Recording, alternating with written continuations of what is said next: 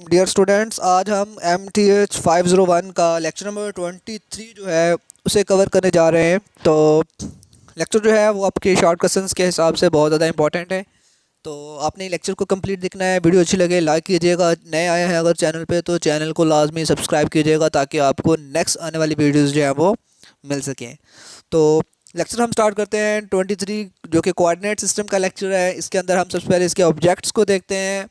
तो ऑब्जेक्ट्स में हमें पता है कि उसने हमसे यूनिक रिप्रेजेंटेशन ऑफ थ्योरम के बारे में पूछा है, कोऑर्डिनेट ऑफ द एलिमेंट जिसमें स्पेस रिलेटिव आ जाते हैं बेसिस के। फिर हमारे पास कुछ एग्जांपल आ जाती हैं बी कोऑर्डिनेट्स की, ठीक है। और फिर उसकी ग्राफिकल इंटरप्रिटेशन आ जाती है और कोऑर्डिनेट की मैपिंग आ जाती है। हम इस लेक्चर में देखेंगे कि यूनिक रिप्रेजेंटेशन ऑफ थ्योरम क्या होता है। बेसिकली लेक्चर आपके पास थ्योरी का है लेकिन बहुत ज़्यादा ही इंटरेस्टिंग होने वाला है उन लोगों के लिए जो कि यहाँ पे इस लेक्चर में सीखने के लिए आए हैं। तो कुछ यहाँ पे ना पहले आपके लेक्चर में 2 थ्योरम आए हैं, तो मैं चाहता हूँ आप इन थ्योरम्स को पहले करने की बजाय ना आप इनके पहले क्वेश्चंस को समझ लें, ताकि फिर मैं आपको यहाँ पे ये बताऊँ कि ये क्वेश्चन हमें क्या बोल रहा था, थ्योरम हमें क्या बोल रहा है। क्योंकि अगर आपको क्वेश्चन का मेथड समझ आ जाएगा तो आप फिर उस क्वेश्चन के मेथड के अकॉर्डिंग थ्योरम को समझने में आपको आसानी हो जाएगी। तो इसमें वो हमारे पास कहता है, उसने हमसे कहा है जी कि अगर आपके पास कंसीडर करें एग्जांपल नंबर 1 है आपकी, ठीक है।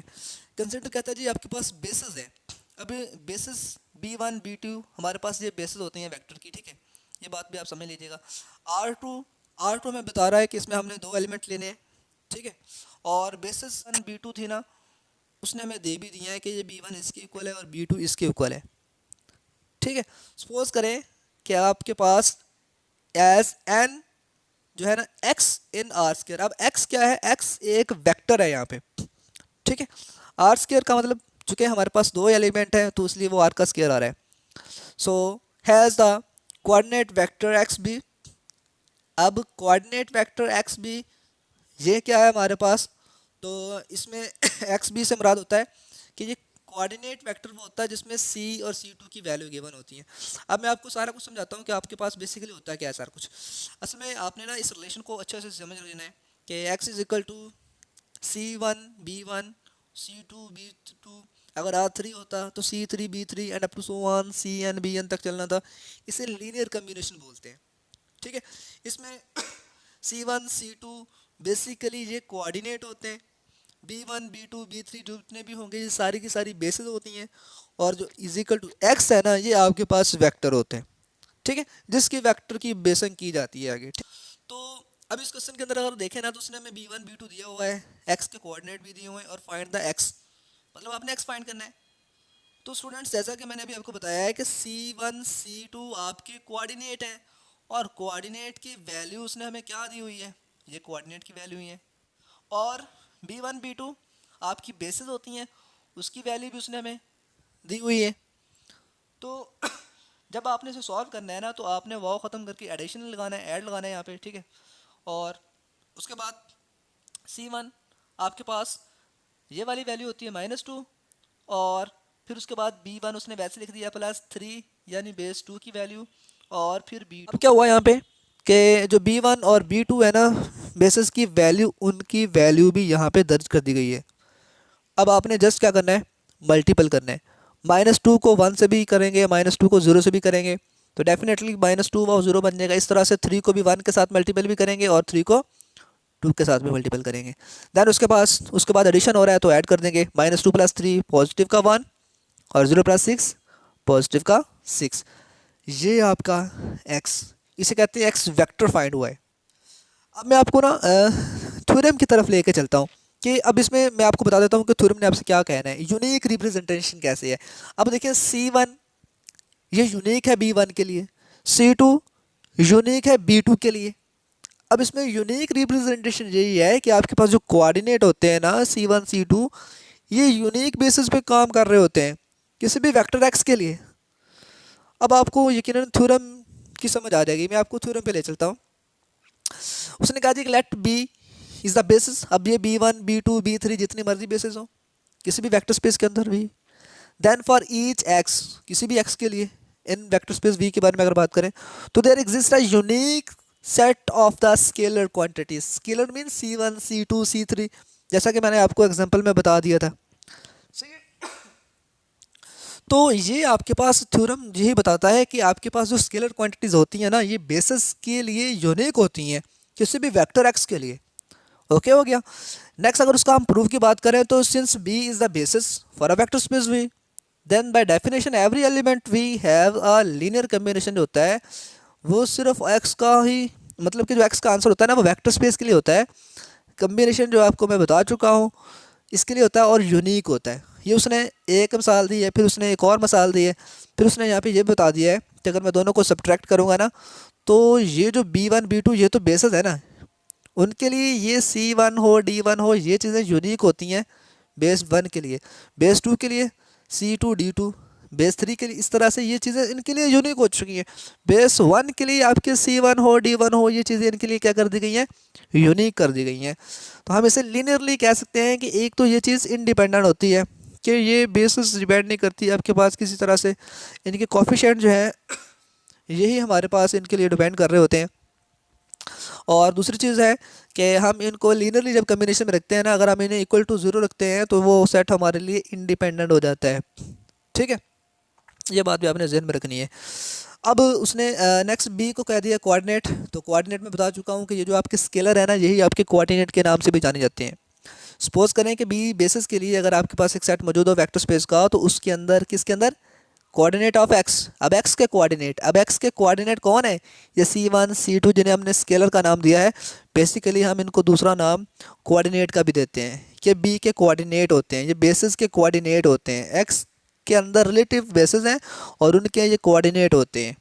ठीक है, ये मैंने आपको इसकी एग्जांपल ऑलरेडी इसलिए पहले कराई थी कि आपको अब अगर देखें ज़्यादा हों 3 हों जितने भी हों तो उनके ये रिलेटिव कोऑर्डिनेट होते हैं। ये एग्जांपल मैं आपको ऑलरेडी बता चुका हूँ। मैं आपको नेक्स्ट एग्जांपल भी करवा देता हूँ कि लेट एस जिसमें V1 V2 V3 are the basis. अब ये क्या है, ये बेसिस हैं। V1 V2 V3 आपके पिछले क्वेश्चन के अकॉर्डिंग जहाँ पे B1 B2 था वहाँ पे आनी है। अब चूंकि ये 3 एलिमेंट हैं तो R का क्यूब आ चुका है। वेयर V1 V2 V3 इसमें भी उसने जैसा वहाँ पे B1 B2 B3 की वैल्यू दी थी ना, सॉरी B2 तक की थी, अब यहाँ पे V3 तक की वैल्यू उसने दी हुई है। No doubt. Find the coordinate. भाई अगर वो आपसे कोऑर्डिनेट के बारे में पूछ रहा है तो इसका मतलब कि आपसे वो C1 C2 C3 के बारे में पूछना चाहता है। Okay, for a vector V। अब ये वो वेक्टर है जो आपने पिछले पहले क्वेश्चन के अंदर फाइंड किया था, यानी कि आपको जो एक्स आपने पीछे फाइंड किया था ना, जैसा कि मैंने सबसे पहले करवाया था, वो उसने हमें दे दिए, हमें बेसिस भी दे दी है, हमसे कोऑर्डिनेट पूछ रहा है, यानी हमसे C1 C2 C3 की वैल्यू पूछ रहा है। ओके हो गया। नेक्स्ट उसने कहा जी कि फाइंड द वेक्टर V। अब यहाँ पे वेक्टर फाइंड करेंगे हुज कोऑर्डिनेट। अब अगर वो कोऑर्डिनेट खुद दे दे तो फिर वेक्टर बताइएगा। यानी कि दो तरह से उसने क्वेश्चन पूछ लिए हैं। हमें हमें ये क्लियर होना चाहिए कि हमारा मेथड, हमें कंसेप्ट क्लियर है, हम भी अब आसानी बता सकते हैं। या अपने लीनियर कम्बिनेशन लिखना होता है C1, अब B1 की जगह पे उसने खुद बता दिया था कि late V1 V2 V3 basis हैं, तो हम C1 के साथ क्या ले रहे हैं, V1 V2 V3 for R3 है चूँकि इसमें 3 एलिमेंट आ रहे हैं। ओके हो गया। अब x क्या है, x वेक्टर है जो उसने हमें दिया हुआ है। ये देखें x की वेक्टर की वैल्यू जो मैं आपको ऑलरेडी बता के आया था कि ये उसने हमें दे दी है। अब देखें C1 को वैसे छोड़ दिया, C2 को वैसे, C3 को वैसे छोड़ दिया। अब ये V1 की वैल्यू, ये V2 की वैल्यू और ये V3 की वैल्यू, इसे आपने फाइंड करना है। अब कैसे फाइंड करेंगे इनको, बहुत ही आसान है। दरमियान में वाव लगा हुआ है हर एक के, ऐसे है ना, एग्जैक्टली आप देख सकते हैं। तो तो हम यहाँ पे कह सकते हैं कि इधर से 5, इधर से C1 के साथ 1 आ रहा है, इधर से C2 के साथ 2 आ रहा है, इधर से C3 के साथ 3 आ रहा है। यानी कि पहले एलिमेंट बनता हो तो C1 C2 2C2 और 3C3 is equal to 5। 1 Massoud बन गई है यहाँ पे। Very good. इस तरह से आप सेकंड मसौद बनाएंगे तो क्या कहेंगे, आप कहेंगे सेकंड के लिए। ठीक है, उसमें क्या आ जाता है आपके पास -C2। मैं आपको इधर से बना देता हूँ। अब देखें अगर आपने सेकंड मसौद बनानी है तो आपने क्या कहना है जी, इधर से देखें 2C1 plus 9C2 plus 3C3 is equal to यहाँ पे क्या आ रहा है -1। इसी तरह से आपने अनदर बनानी है जिसमें 0 है, वो दरमियान में जगह छोड़ दी जाएंगी क्योंकि इसमें C2 C3 0 0 है। ठीक है, जो भी यहाँ पे होगा 0 बस उसे आपने ज़रूर ले लेना है, आपने अपने अकॉर्डिंगली ले लेना है। ठीक है, इसमें कोई ऐसा नहीं होता कि जो 0 है बस वो 0 ले लेंगे। C1 आ रहा है, C3 आ रहा है, C2 नहीं था तो वो 0 था, ठीक है।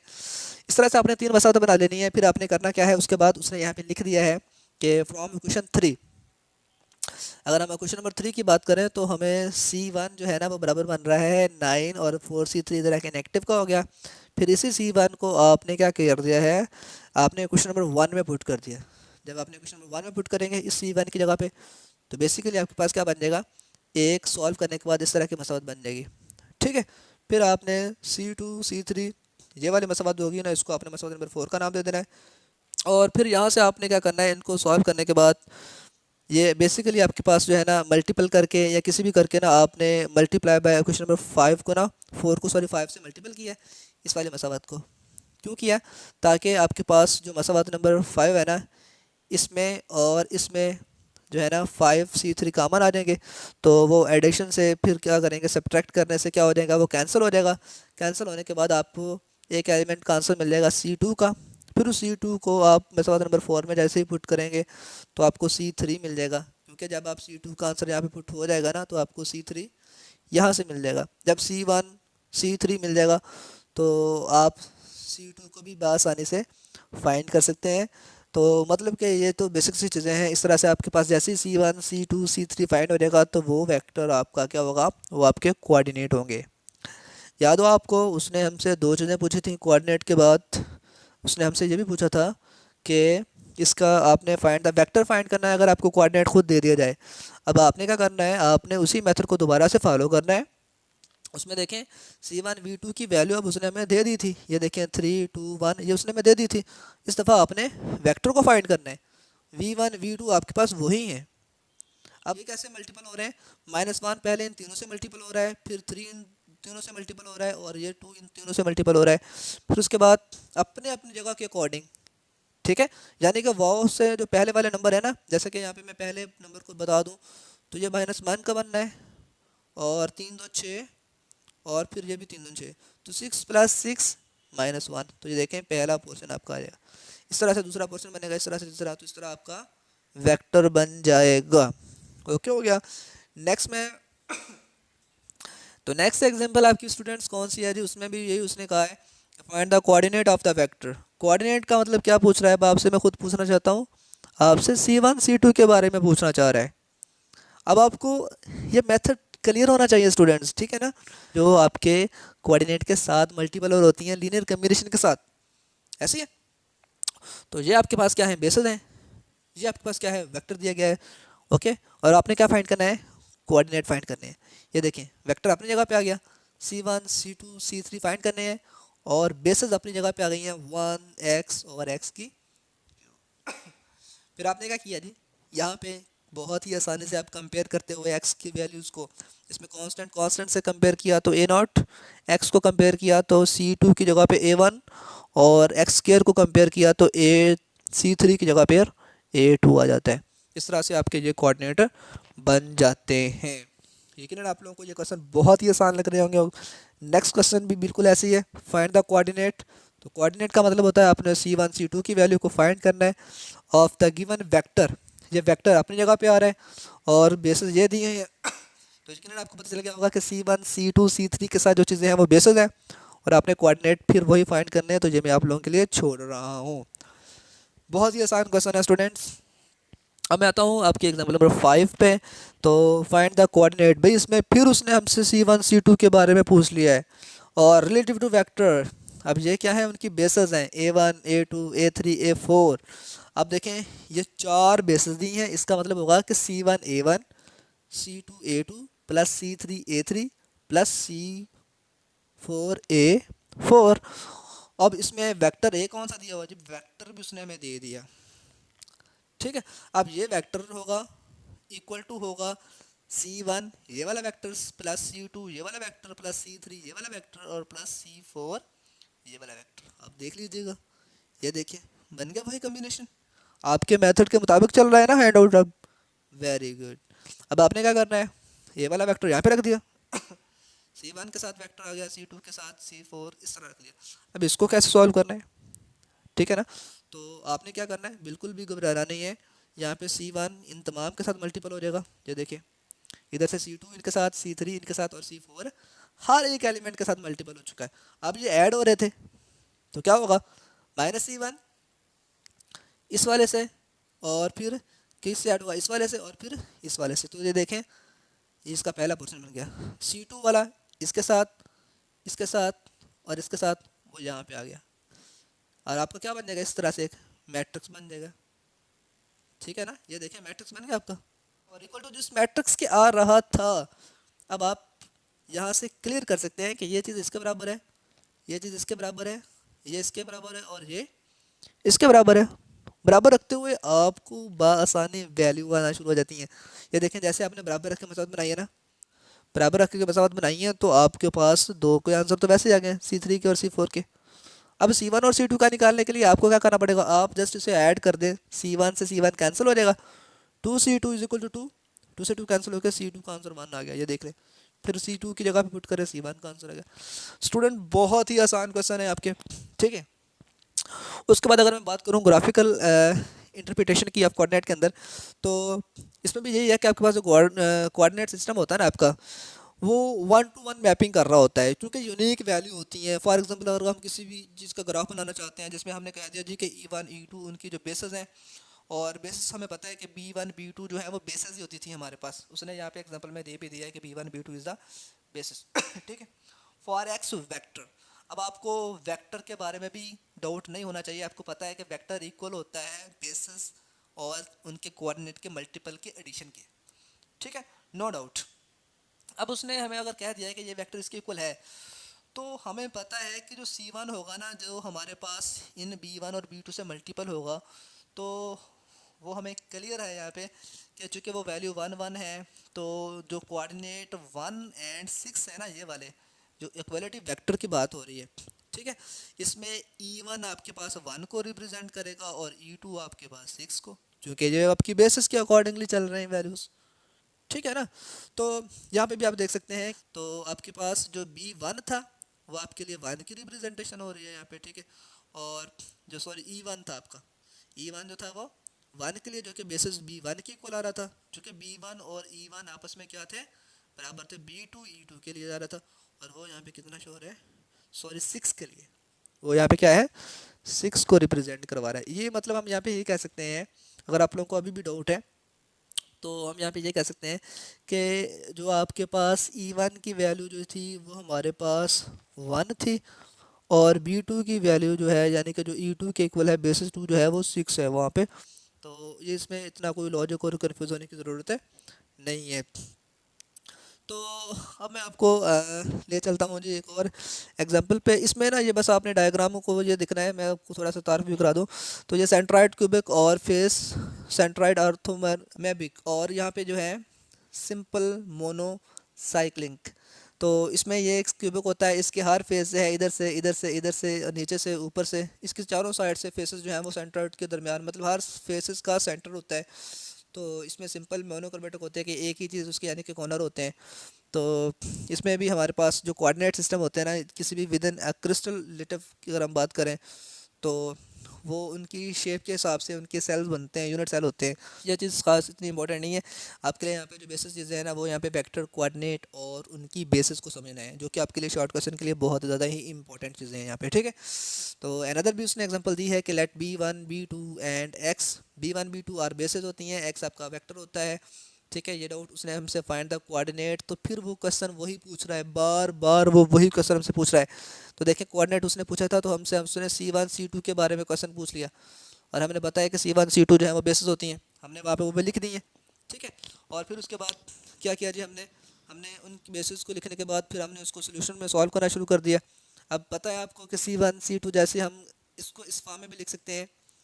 अब ये देखें, जब बेसिस B1 थी, जब B2 था, ऐसे ही। अब हमें ये भी बता दिया गया था कि वो सेटिस्फाई करवाने चाहिए उनको, तो हमने क्या कर दिया, इन दोनों को वैसे मैट्रिक्स के फॉर्म में लिख दिया। अब C1 C2 ये इस तरह के फॉर्म बन रहे हैं। अब हमको इनको मैट्रिक्स की फॉर्म में बताएंगे, ठीक है। मैट्रिक्स की फॉर्म में किस तरह से बता सकते हैं, find the coordinate of matrix relative to B. अब देखें, जैसे ये मल्टीपल होंगे ना, अगर हमने अब C1 C2 निकालने हैं, तो हमने करना क्या है, ये मैट्रिक्स मैं आपको बता देता हूँ, ये वाला मैट्रिक्स जो है इनके साथ मल्टीपल हो रहा है, ये इधर जाएगा ना तो इन्वर्स बन जाएगा, ठीक है।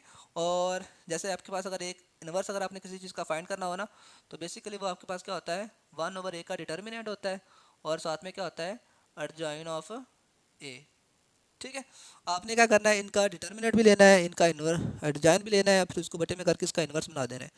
तो डिटर्मिनेंट कैसे लेते होते हैं आपको याद है, पहले डायगोनल आपस में मल्टीपल होते हैं, फिर नॉन डायगोनल, 2 और 1 वो दरमियान वाले माइनस से प्लस कर देगा, तो 2+1 यानी कि आपके पास 3 इसका डिटर्मिनेंट आ जाएगा, जो कि हर एक के बटे में जाएगा, जो आपको वहाँ पे 1/3 की फॉर्म में नज़र भी आ रहा है।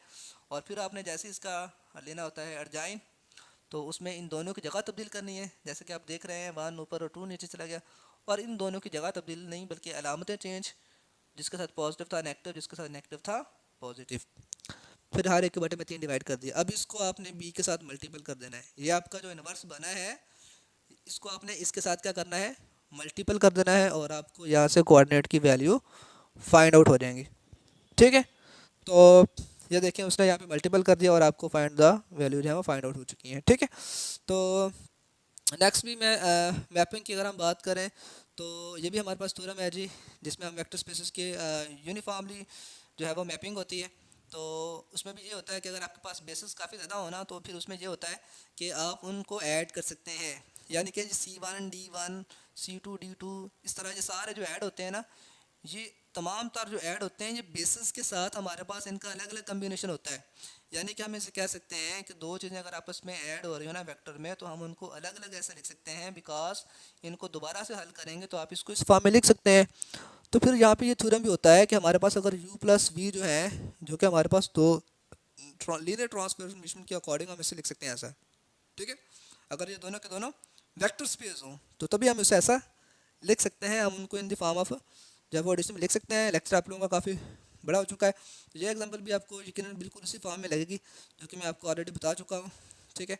तो अगर आप लोगों को कोई प्रॉब्लम हो, ये देखें वही क्वेश्चन होगा जिसमें वेक्टर गिवन होगा, आपने स्पेन के अकॉर्डिंग जो भी वैल्यू निकालनी होगी उसके अकॉर्डिंग आप उसको बआसानी बता सकते हैं। तो आई थिंक इसके बाद कोई लेक्चर जो है वो एक्सरसाइज शुरू हो चुकी है बिल्कुल। इसके बाद जो है ना वो एक्सरसाइज ने स्टार्ट हो जाना है। ये देखें सारा कुछ वही है C1 C2। तो आई होप कि आप जी एक्सरसाइज स्टार्ट हो चुकी है।